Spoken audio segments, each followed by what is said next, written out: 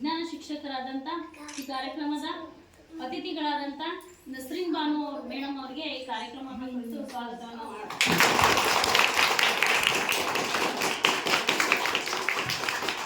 ಏನದು ನಮ್ಮ ಪರಿಸರದ ತಾಪಮಾನ ಸಿಕ್ಕಾಪಟ್ಟೆ ಬದಲಾಗ್ತಾ ಇದೆ. ಆ ಒಂದು ವಾತಾವರಣದ ತಾಪವನ್ನ ನಾವೆಲ್ಲರೂ ಏನ್ ಮಾಡ್ಬೇಕಿದೆ, ನಿಯಂತ್ರಿಸ್ಬೇಕಿದೆ. ಇಲ್ಲ ಅಂತ ಹೇಳಿದ್ರೆ ನಿಮ್ಗೆಲ್ಲರಿಗೂ ಗೊತ್ತು, ಪರಿಸರಕ್ಕೆ ನಾವು ಎದುರು ಹಾಕೊಳಕ್ಕಾಗುತ್ತಾ? ಎದುರು ಹಾಕೊಂಡ್ರೆ ಏನ್ ಮಾಡುತ್ತೆ ಪರಿಸರ ನಮ್ಗೆ?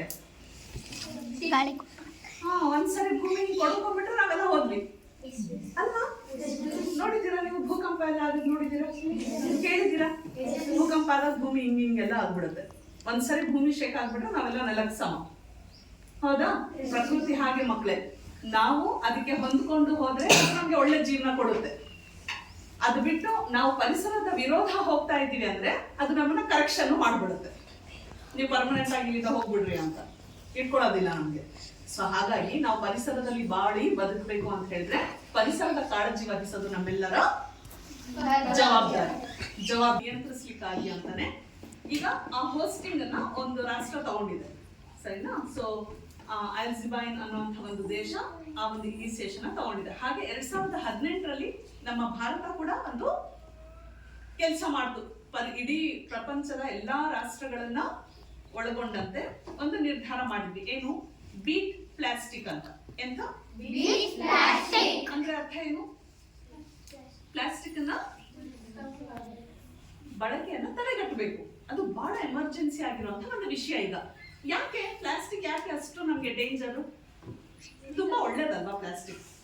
ಹೌದು, ತುಂಬಾ ಹಗುರ ನೋಡಿ ಅಲ್ವಾ? ನಾನು ಈ ತರ ಸ್ಟೀಲ್ ಬಾಟಲ್ ನೀರು ತುಂಬಿಕೊಂಡು ಹೋಗೋದು ನನಗೆ ಭಾರ. ಇದ್ರಲ್ಲಾದ್ರೆ ಹಗುರ, ತುಂಬಾ ಹಗುರ. ನಾನು ಎಲ್ಲಾದ್ರೂ ಇದನ್ನ ತಗೊಂಡು ಹೋಗ್ಬೋದು. ಇದನ್ನ ಹೊತ್ಕೊಂಡು ಹೋಗೋದೇನು ಕಷ್ಟ ಅಲ್ಲ ನಮ್ಗೆ. ಹೌದಾ? ಚಾಕ್ಲೇಟ್ ರ್ಯಾಪರ್ಸ್ ಎಲ್ಲ ಇರುತ್ತೆ, ಹೌದಾ? ತಿಂತೀವಿ, ಹಿಂಗೆ ರೋಡಿ ಹಾಕಿ ಹೋಗ್ಬಿಡ್ತೀವಿ ನಾವು, ಹಗುರ. ಆಮೇಲೆ ಇದರಲ್ಲೆಲ್ಲ ಸಾಂಬಾರ್ ಗಿಂಬಾರು ಹಾಕಿಸ್ಕೊಂಡ್ ಬರ್ತೀವಿ, ಚಟ್ನಿ ಎಲ್ಲ ಹಾಕಿಸ್ಕೊಂಡ್ ಬರ್ತೀವಿ ನಾವು ಪ್ಲಾಸ್ಟಿಕ್ ಅಲ್ಲಿ. ಯಾಕೆ? ಮನೆಯಿಂದ ಡಬ್ಬ ತಗೊಂಡೋಗೋದು ಅದೆಲ್ಲ ಮಾಡೋದು, ಅದಕ್ಕಿಂತ ಇದು ತುಂಬಾ ಈಸಿ ಅಲ್ಲ. ಅವ್ನು ಕಟ್ಕೊಡ್ತಾರೆ, ನಾವೆಲ್ಲ ಹಾಕ್ಬಿಡೋದು ಹೊರಗಡೆ.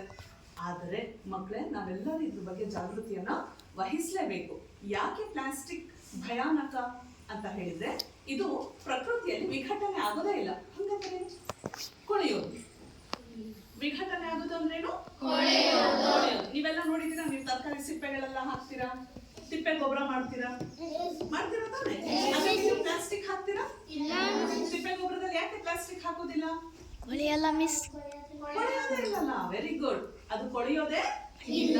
ಅಂತ ಒಂದು ಗುಣ ಈ ಪ್ಲಾಸ್ಟಿಕ್ ಇರೋದ್ರಿಂದ ಇದು ಏನ್ ಮಾಡಿದೆ, ನಮ್ಮ ಪರಿಸರವನ್ನ ಮಲಿನ ಮಾಡೋದ್ರಲ್ಲಿ ಮೊದಲನೇ ಸ್ಥಾನದಲ್ಲಿ ಇದೆ. ನಿಮ್ಗೆಲ್ಲ ಗೊತ್ತಿರ್ಬೇಕು ಮಕ್ಳೇ. ನಾವೇನೋ ಹಿಂಗೆ, ಈಗ ನಾನು ಚಾಕ್ಲೇಟ್ ನಿಮ್ಗೆಲ್ಲ ಕೊಡಕ್ ತಂದಿದ್ದೀನಿ, ನೀವೆಲ್ಲ ತುಂಬಾ ಖುಷಿಯಿಂದ ಚಾಕ್ಲೇಟ್ ತಿಂತೀರಾ, ರ್ಯಾಪರ್ನ ಹಂಗೆ ಎಸೆದು ಬಿಡ್ತೀವಿ. ಆದ್ರೆ ನಾವು ಇದ್ರ ಬಗ್ಗೆ ಈಗ ಜಾಗೃತಿಯನ್ನು ಮೂಡಿಸ್ಕೊಳ್ಳೋಣ. ಇನ್ಮೇಲೆ ನಾವು ಏನೇ ಪ್ಲಾಸ್ಟಿಕ್ ವಸ್ತುಗಳನ್ನ ಬಳಸಿದ್ರು ಅದನ್ನ ಎಲ್ಲೆಂದ್ರಲ್ಲಿ ಬಿಸಾಕುವ ಹಾಗೆ ಇಲ್ಲ. ಮತ್ತೇನ್ ಮಾಡ್ಬೇಕು? ಅದನ್ನ ಸುಟ್ಬಿಡೋದ? ಸುಡುಕೂಡುದು. ಅದು ಸುಟ್ರೆ ಏನ್ ಗೊತ್ತಾ, ವಿಷಪೂರಿತ ಅನಿಲಗಳಾದಂತಹ ಕಾರ್ಬನ್ ಮೊನಾಕ್ಸೈಡ್ ಅಂತ ಅನಿಲಗಳು ಪ್ರಕೃತಿಗೆ ಸೇರುತ್ತೆ. ಸುಟ್ಟು ಯಾರು ಮೂಸಲು? ಹೌದಾನೆ? ಅದು ಮತ್ತೆ ನಮ್ಮ ದೇಹದಲ್ಲಿ ಹೋಗುತ್ತೆ, ನಮ್ಗೆ ಅನಾರೋಗ್ಯವನ್ನ ಉಂಟು ಮಾಡುತ್ತೆ. ಅದ್ರ ಜೊತೆ ಇದರಲ್ಲಿ ಸುಮಾರು ಬೇರೆ ಬೇರೆ ರಾಸಾಯನಿಕ ವಸ್ತುಗಳು ಇರುತ್ತೆ, ಅದು ಸಹ ಪರಿಸರದಲ್ಲಿ ಹಾನಿಯನ್ನ ಉಂಟು ಮಾಡುತ್ತೆ. ಅದಕ್ಕೆ ಯಾವತ್ತು ಪ್ಲಾಸ್ಟಿಕ್ ನ ನಾವು ಸುಡಕೂಡುದು. ಎಸೆಯಂಗೂ ಇಲ್ಲ, ಸುಡಂಗೂ ಇಲ್ಲ. ಇನ್ನೇನ್ ಮಾಡ್ಬೇಕು ಈ ಪ್ಲಾಸ್ಟಿಕ್ ಇಂದು?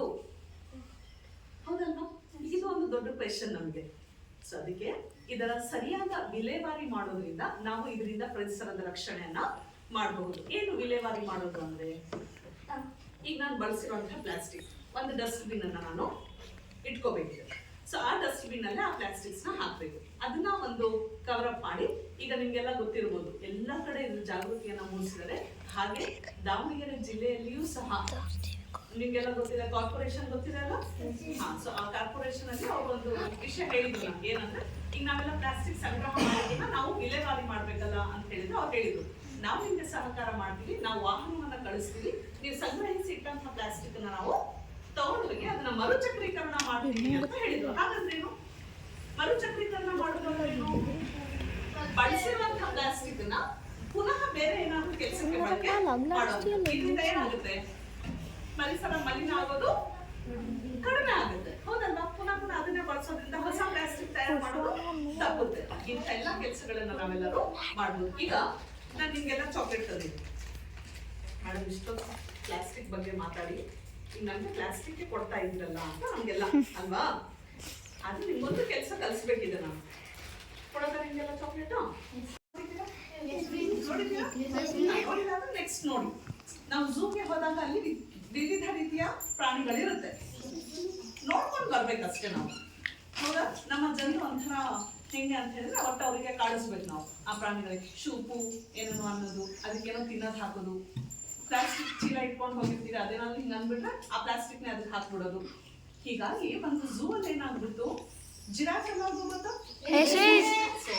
ಆ ಜಿರಾಫ್ ಸಣ್ಣ ಮರಿ ಪಾಪ, ಎಷ್ಟು ಒಂದು 10-15 ವರ್ಷದ ಜಿರಾಫ್ ಪಾಪ ಝೂ ಅಲ್ಲಿ ಇದ್ದಿದ್ದು ಸತ್ತೋಗ್ಬಿಟ್ಟು.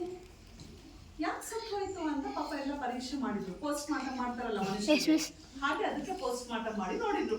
ನೋಡಿದ್ರೆ ಅದ್ರ ದೇಹದಲ್ಲಿ ಕಿಲೋಮೀಟರ್ ಅಷ್ಟು ಪ್ಲಾಸ್ಟಿಕ್ ಸಿಕ್ಬಿಡ್ತು. ಆಯ್ತಾ? ಯಾಕೆ ಹಾಗಾಯ್ತು? ಜನ ನೋಡಕ್ ಹೋದ್ರೆ ಏನ್ ಮಾಡಿದ್ರು? ಪ್ಲಾಸ್ಟಿಕ್ ಹಾಕಿದ್ದು ಅದು ಪಾಪ ಅದಕ್ಕೆ ಏನ್ ಗೊತ್ತು? ಅದು ಗೊತ್ತಾಗುತ್ತಾ? ಅದು ನೀವು ಹಾಕಿರೋ ಪ್ಲಾಸ್ಟಿಕ್ ಅದು ಅಂತ ಪ್ರಾಣಿ ಏನಾದ್ರು ಗೊತ್ತಾಗುತ್ತಾ ಪಾಪ? ಅದು ಹಾಗೆ ತಿಂದು ಏನಾಗ್ಬಿಟ್ಟು ಸತ್ತೆ. ಯೋಚನೆ ಮಾಡಿ, ಅಂತ ಎಷ್ಟು ಪ್ರಾಣಿಗಳು ಹಾಗೆ ತಿಂತಿರ್ಬೇಡ ಪ್ಲಾಸ್ಟಿಕ್ ನ. ನಾವು ಹಾಕಿರ್ಬೇಕಾದ್ರೆ ಅದು ತಿನ್ನುತ್ತೆ. ಸೊ ಅದಕ್ಕೆ ನಾವು ಹಾಕ್ಬೇಕಾ? ಸೊ ಪರಿಸರದಲ್ಲಿ ಪ್ಲಾಸ್ಟಿಕ್ ಬಳಕೆಯನ್ನು ನಾವು ನಿಯಂತ್ರಣ ಮಾಡೋದು ಬಹಳ ಅನಿವಾರ್ಯವಾಗಿರುವಂತ ವಿಷಯ. ಇಷ್ಟೇ ಅಲ್ಲದೆ ಇದೇನ್ ಭಾರ ಅಲ್ಲ, ನಾನು ಹೇಳಿದೆ ನಿಮಗೆ. ನೋಡಿ, ನೀವೆಲ್ಲರೂ ತಿಂದು ಹಾಕಿರುವಂತ ಪ್ಲಾಸ್ಟಿಕ್ ರ್ಯಾಪರ್ಸ್ ಅಲ್ಲಿ ಇದೆ, ಇದು ಆರಾಮಾಗಿ ನಾವು ಎತ್ಕೊಂಡು ಓಡಾಡ್ಬೋದು, ಅಷ್ಟು ಹಗುರವಾಗಿರುತ್ತೆ. ಹಾಗಾಗಿ ನಾವು ಲೇಸ್ ತಿಂತೀವಿ, ಚಿಪ್ಸ್ ಪ್ಯಾಕೆಟ್ಸ್ ತಿನ್ನೋದು ಬಾಯ್ ಒರೆಸ್ಕೊಂಡು ಅಲ್ಲೇ ಹಾಕೊಂಡು ಬಿಡೋದು. ಇನ್ಮೇಲೆ ಕವರ್ಸ್ ಏನ್ ಮಾಡ್ಬೇಕು? ನಮ್ಮ ಬ್ಯಾಗಲ್ಲಿ ಇಟ್ಕೊಂಡ್ ಬರೋಣ, ಆಯ್ತಾ? ನಮ್ಮ ಬ್ಯಾಗ್ ಏನ್ ಭಾರ ಆಗುತ್ತಾ ಪ್ಲಾಸ್ಟಿಕ್ ಇಟ್ಕೊಂಡ್ರೆ? ಇಲ್ಲ ತಾನೆ, ಅದನ್ನ ಇಟ್ಕೊಂಡ್ ಬರೋಣ. ಮನೇಲಿ ಡಸ್ಟ್ಬಿನ್ ಇರುತ್ತೆ, ಹಸಿ ಕಸ ಒಣ ಕಸ ಅಂತ ನಾವು ಪ್ರತ್ಯೇಕ ಮಾಡೋಣ. ಅದರಲ್ಲೂ ಸ್ಪೆಷಲ್ ಪ್ಲಾಸ್ಟಿಕ್ ನ ಬೇರೆ ಇಡೋಣ. ಒಂದ್ಸರಿ ಎಲ್ಲ ವಿಲೇವಾರಿಗೆ ಊರಲ್ಲಿ ಬರ್ತಾರಲ್ಲ, ಕಸ ತಗೊಂಡು ಹೋಗಕ್ ಬರ್ತಾರಲ್ಲ, ಆವಾಗ ನಾವು ಆ ಪ್ಲಾಸ್ಟಿಕ್ ನ ಬೇರೆಯವ್ರಿಗೆ ಕೊಟ್ರೆ ಅದನ್ನ ಅವ್ರು ಮರುಚಕ್ರೀಕರಣವನ್ನ ಮಾಡಿ ಪರಿಸರದ ಮಲಿನತೆಯನ್ನು ತಡೆಗಟ್ಟಲಿಕ್ಕೆ ಸಹಾಯ ಆಗುತ್ತೆ. ಸೊ ನಾವೆಲ್ಲರೂ ಇದರಲ್ಲಿ ಭಾಗವಹಿಸಬಹುದಲ್ಲ? ಇನ್ನೊಂದು ವಿಷಯ ನೋಡಿ, ನಮ್ಗೆ ಗೊತ್ತಿರ್ಲಿಲ್ಲ ಅಂತ ಪರಿ ಪ್ಲಾಸ್ಟಿಕ್ ಬಳಸ್ಬಿಟ್ಟಿದೀವಿ. ಎಷ್ಟು ಮಟ್ಟಿಗೆ ಬಳಸಿದೀವಿ ಅಂದ್ರೆ, ಬಿಸಿ ಬಿಸಿ ಬಿಸಿ ಸಾಂಬಾರನ್ನ ಅವ್ನು ಕವರಲ್ಲಿ ಹಾಕೊಡ್ತಾನೆ, ನಾವು ತಿಂತೀವಿ. ಆ ಬಿಸಿ ಸಾಂಬಾರ್ ಕವರಲ್ಲಿ ಹಾಕಿದಾಗ ಏನಾಗುತ್ತೆ? ಆ ಪ್ಲಾಸ್ಟಿಕ್ ಕರಗುತ್ತೆ, ಸಣ್ಣಕ್ಕೆ ಅದರ ಕಣಗಳೇನಾಗುತ್ತೆ? ಕರಗುತ್ತೆ. ಆ ಕರಗಿರುವಂತಹ ಪ್ಲಾಸ್ಟಿಕ್ ನಾವು ಊಟ ಮಾಡ್ತೀವಿ, ಅದು ನಮ್ಮ ದೇಹಕ್ಕೆ ಹೋಯ್ತು, ಹಾಗೆ ನಮ್ಮ ರಕ್ತಕ್ಕೆ ಸೇರ್ಕೊಳ್ತು. ಹೀಗಾಗಿ ನಿಮ್ಗೆಲ್ಲ ಒಂದು ಆಶ್ಚರ್ಯದ ವಿಷಯ ಹೇಳ್ಬೇಕು ಅಂದ್ರೆ, ತಾಯಿಯ ಹಾಲು ಅಂದ್ರೆ ನಮ್ಗೆಲ್ಲ ಗೊತ್ತು, ಅದು ತುಂಬಾ ಶ್ರೇಷ್ಠ ಅಲ್ವಾ? ತಾಯಿಯ ಮನೆ ಹಾಲು ಅಂದ್ರೆ ತುಂಬಾ ಶ್ರೇಷ್ಠ. ಸಣ್ಣ ಮಕ್ಕಳಿಗೆಲ್ಲ ತಾಯಿ ಹಾಲು ಬಹಳ ಅಗತ್ಯ, ಶಕ್ತಿ ಪೋಷಕಾಂಶ ಇರುತ್ತೆ ಅಂತ. ಈಗ ಈ ಪ್ಲಾಸ್ಟಿಕ್ ಬಳಕೆಯಿಂದ ತಾಯಿಯ ಮೊಲೆ ಹಾಲಿನಲ್ಲಿಯೂ ಸಹ ಪ್ಲಾಸ್ಟಿಕ್ಕಿನ ಸಣ್ಣ ಸಣ್ಣ ಕಣಗಳು ಕಂಡು ಬಂದಿರುವಂತದ್ದು ಶೋಚನೀಯ ಆಗಿದೆ. ಅದು ನೋಡಿ, ಸಣ್ಣ ಮಗುವಿನಿಂದಾನೇ ನಾವೀಗ ಪ್ಲಾಸ್ಟಿಕ್ ನ ತಿನ್ನಿಸ್ತಾ ಇರುವಂತಹ ಪರಿಸ್ಥಿತಿ ಬಂದಿದೆ. ಸೊ